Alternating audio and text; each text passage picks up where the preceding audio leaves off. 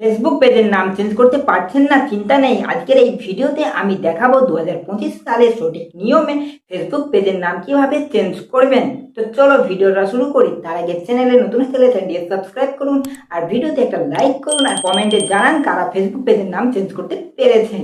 আপনারা ফেসবুকে চলে আসবেন। ফেসবুকে আসার পর আপনারা এই ডান দিকের কোণে 3 লাইনের ওপর ক্লিক করবেন।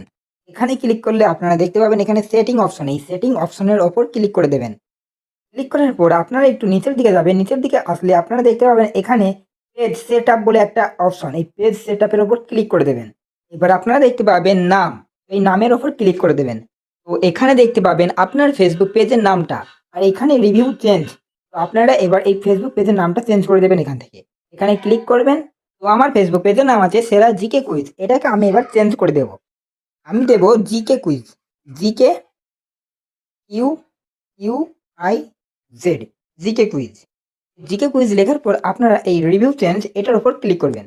ক্লিক করলে আপনারা দেখতে পাবেন এটা আপনাদের আগের ফেসবুক নেম আর এটা হচ্ছে নিউ ফেসবুক নেম। তো আপনারা এবার সাবমিট ফর অ্যাপ্রুভালের উপর ক্লিক করবেন।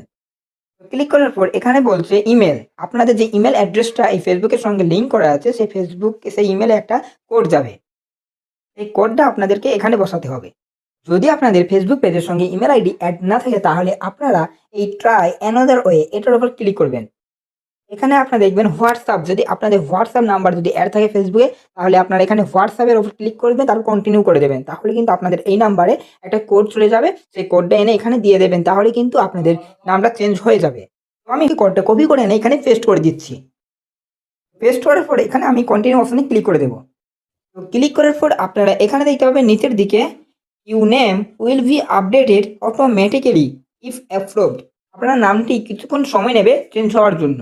ভিডিওটা কেমন হয়েছে কমেন্টে জানাবে, ভালো লাগলে একটি লাইক করবে আর চ্যানেলে নতুন হয়ে থাকলে চ্যানেলটিকে সাবস্ক্রাইব করবেন।